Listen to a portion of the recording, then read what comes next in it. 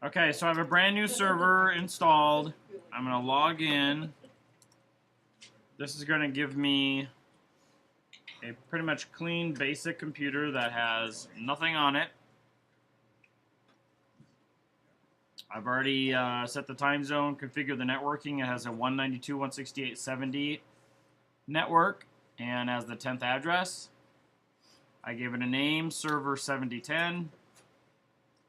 And now I'm going to add roles. So I'm going to do that within Server Manager. Server Manager pops up after I close the initial configuration screens, and my roles I have none installed, so I'm going to add some. And in order to get WDS, I need to have Active Directory and DNS working, so I'm going to do that first.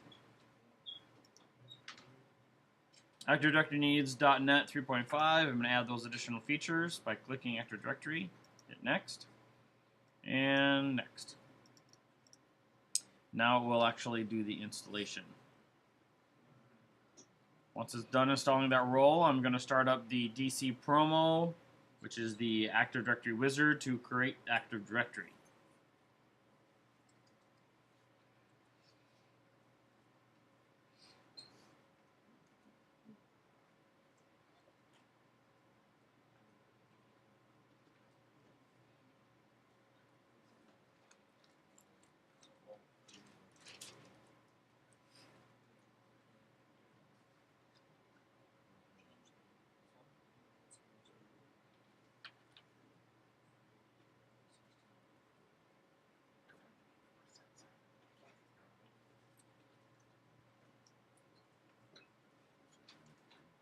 Okay, close that. Now I can go to Active Directory Domain Services role.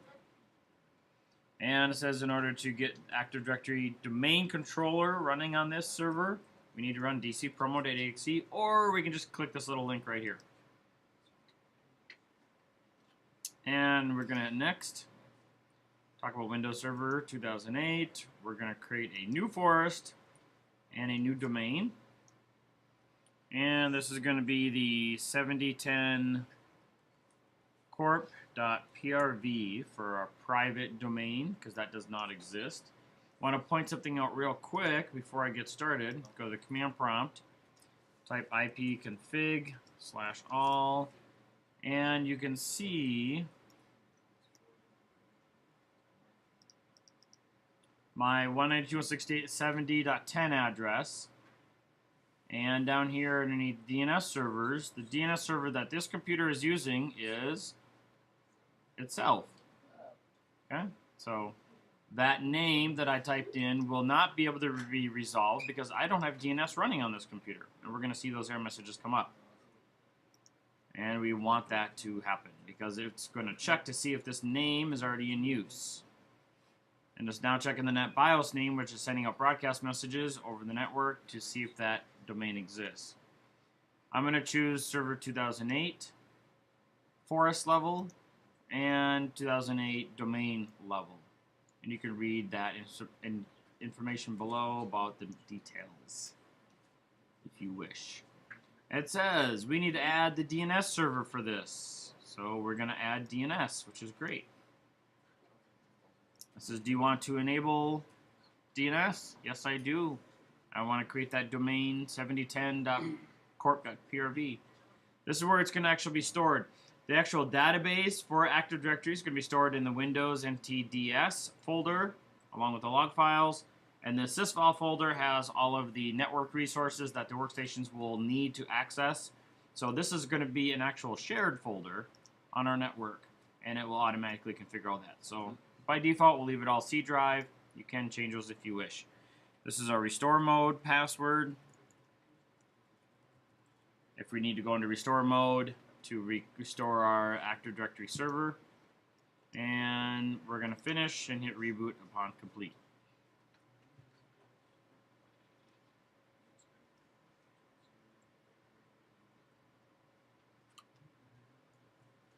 Okay, it looks like it installed. We're now logging in, as you can see, to the 7010 Corp domain. The local identity of this server is now hidden, and it is a domain controller, so the only resources that it has for Active Directory or for user accounts is all inside of Active Directory. And I'm not going to show this initial configuration screen anymore. I'm going to go right into Server Manager.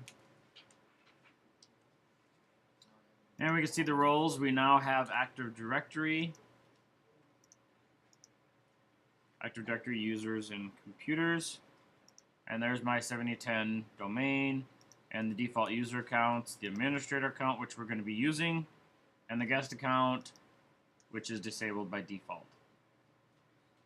Let's take a look at what happened in DNS. It installed DNS and a forward lookup zone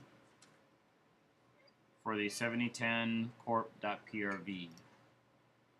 And inside there, you can see that it created a host record. 192.168.70.10 is my server's IP address, as well as the parent, which is the actual 7010 corp.prv, and it has the same IP as the physical server. So this server is the domain, because it is responsible for the domain. So now I'm going to add the WDS role and DHCP. DHCP and Windows Deployment Services. Next. Next. And this is the IP address for DHCP. This is the actual server that will respond to requests for IP addresses. It automatically fills this information in, and for some reason it always likes to use the local host, but we're going to change that to 192.168.70.10 because this is the server that the workstations who are requesting IP addresses will use to resolve internet names to IP addresses.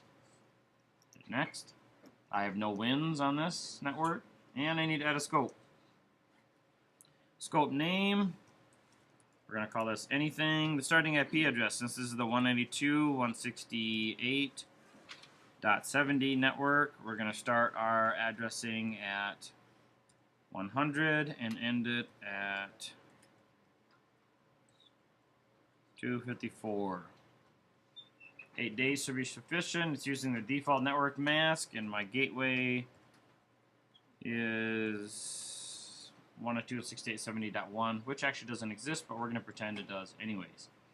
Activate this scope is checked, so it will be active as soon as we hit next. And leave IP version 6 default settings. Use the default credentials to authorize our DHCP server, and then hit install. And it will install the WDS services and DHCP based on these settings that we set here during the wizard.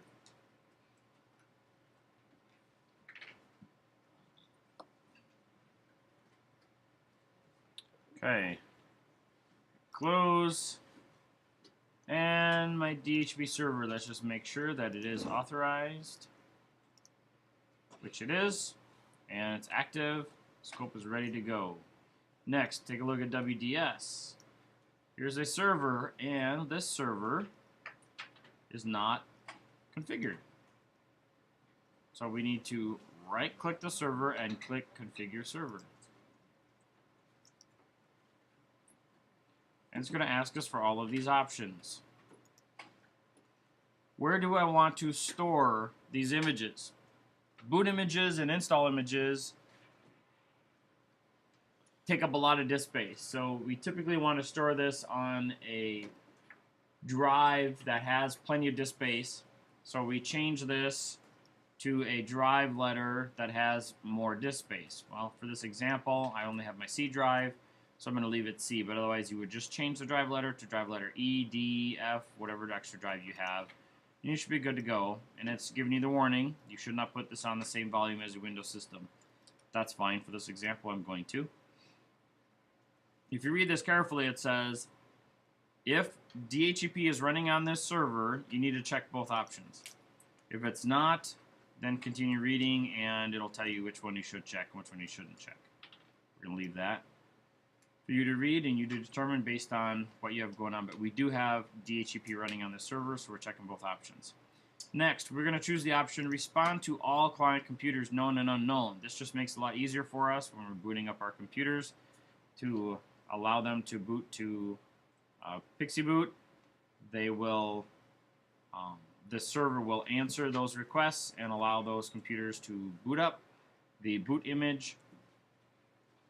And then we're going to hit Next. And it gives us the option, do you want to add images to your server now? I'm going to uncheck that and just show you how we can do it manually. Hit Finish. So we have two images that we need to add. We need to add an install image and boot image. The boot image is the first thing we're going to add, and we're going to install the boot image from the Windows 7 DVD. So I'm going to configure my DVD settings, and I'm going to install the Windows 7 DVD. Windows 7 Enterprise. So I just inserted the Windows 7 DVD into my server, and the little Windows File Manager will pop up a little notification here. Maybe, maybe not. Alright, we're going to continue on. So to add a boot image, we're going to right-click on the boot image folder and select Add Boot Image. Oh, there's my little notification. We're just going to skip the autoplay. So it's typically located in the Sources folder of the install DVD. So the DVD that we installed was Windows 7. Here it is. Sources folder. And we're going to be installing the boot image. Hit Open, because that's what we have selected over here, boot image. And Next. And leave it default. And it's a 64-bit boot image. It's going to copy it from our DVD now to the server.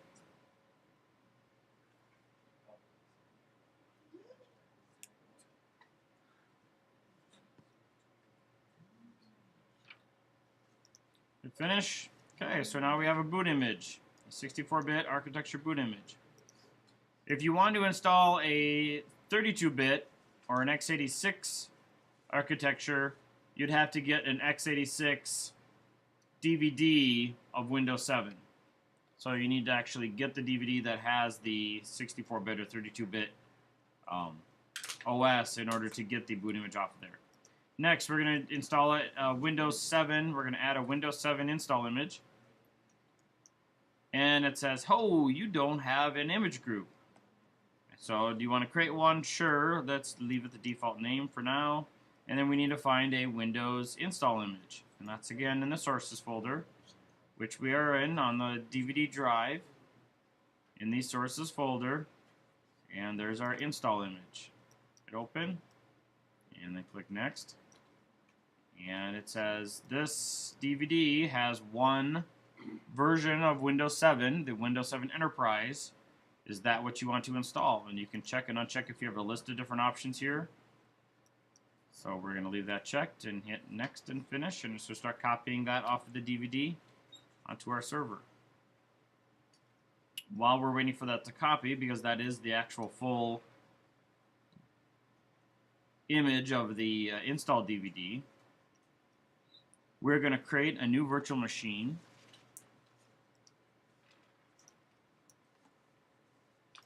And we are not going to use a disk. We're going to be installing Microsoft Windows 7 64-bit. Customize the settings. And we're going to change the network adapter, private to my Mac, so it's on the same network.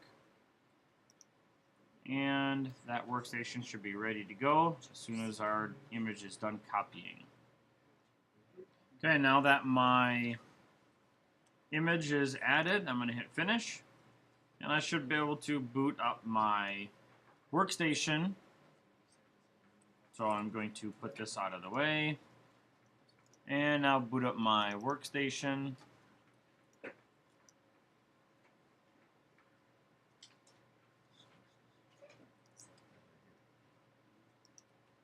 Hit F12.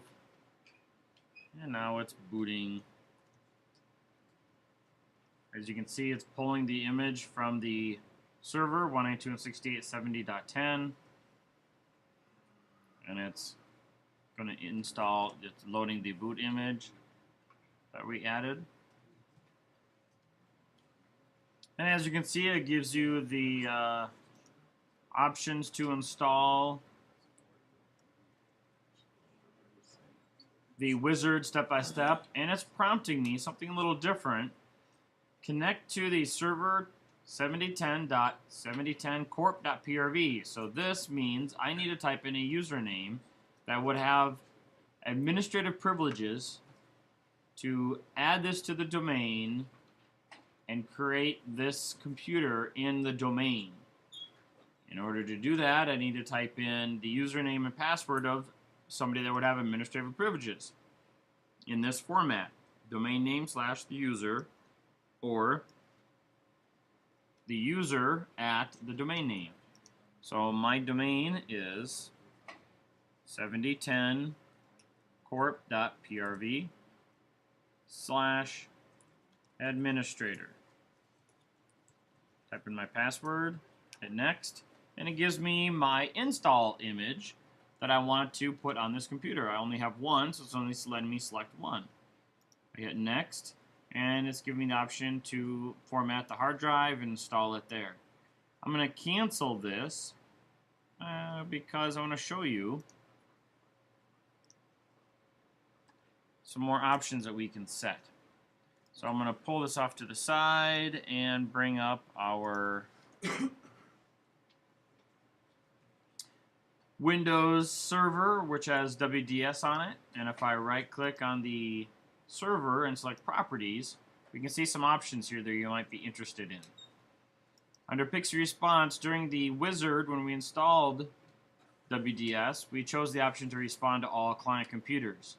So that's why when we boot our workstation up, we saw that that computer instantly communicated with the WDS server, and we're able to see it here. We can increase the response time if we want a little more time to hit the F12 key. Next thing, Active Directory DNS. The name of this computer when we finish the installation will be called whatever user that we create on there. So if we create an L admin for local admin, it'll create the name of the computer will be L admin. So we don't want that. We want this naming format to be something that makes sense. And you can see it's using different variables here. And these variables are all specified here under help. So you can actually scroll through this and see that if you want to use a number or a name, you can change it. So I'm going to close this, and we are going to actually call our computer WKS, and we're going to go 3 digits with a number. So the %3 means show 3 numbers in sequence. So the very first one would be WKS001. And down here we have computer account location. Where do we want to add these computer accounts? By default, it'll create it in the Active Directory domain that we have here. I'm going to hit OK on this. The Active Directory domain, by default, when you add users,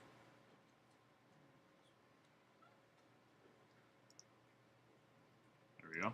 When you add add computers to a domain, by default they get put into the computers OU.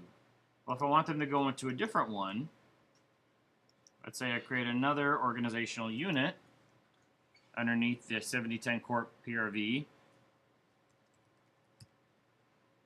I'm going to create an imaged OU. So this will show that these are imaged computers. So what I have to do then is go down here to my WDS server, go to Properties, Active Directory DNS or Domain Services, and change the location where the computer counts are created. So it's my 7010, and there's my imaged folder, or imaged OU. Okay, boot, require the user press F12. For unknown, require the user press F12. So that means we have to actually press F12. The default boot image is optionally set. So you have the 64-bit and 86 or 32-bit architecture, and you can select which one you have there. Underneath client, you can enable unattended or automated installation, so you don't have to answer those questions about which hard drive to use and all those options about user accounts. You can add an XML file, and that's a little bit beyond the scope of this. You can check this so it will not join the domain after it's done installing, but we do want it to, so we're going to leave that unchecked. Under network, it uses UDP port range to stream the data. Advanced shows some domain controller information and DHCP authorization. We're going to leave those alone. Here's our multicast information. If you wanted to change the IP range for multicast traffic, you could do that here. And you can keep all the multicast clients in the same speed. And there's our DHCP settings that we initially set from the beginning. So hit OK on those options. And now we're going to get this out of the way and bring in our workstation. And now we should have those options set for us. So there it's booting up over the network. Let's go full screen here.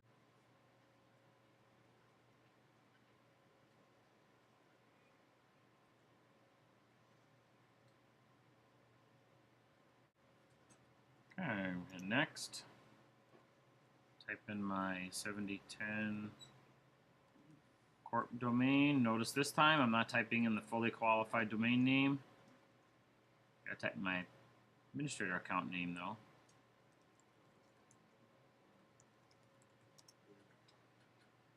And that still worked. Still got the same options. And now we'll automatically start copying files to the hard drive and finishing the installation. Okay, now that Windows 7 is done installing, it takes us to the next out-of-box experience. We can check our language and currency and time. Leave it all default for now. Create a user account, so we're going to create an L-admin account.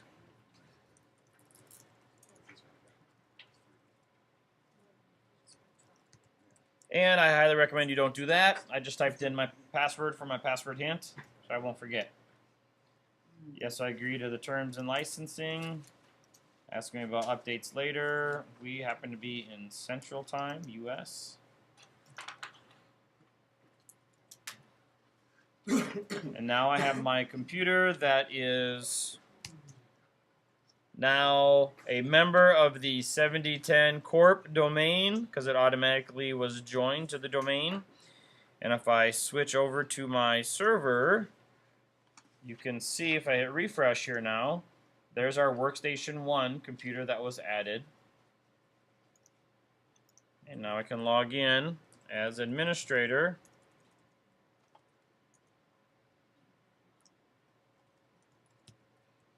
And I need to add the domain in here because it, by default,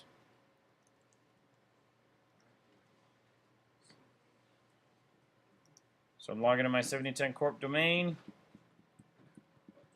as the administrator off of my Active Directory. And everything should be working as planned. And again, we installed this operating system all from WDS over the network.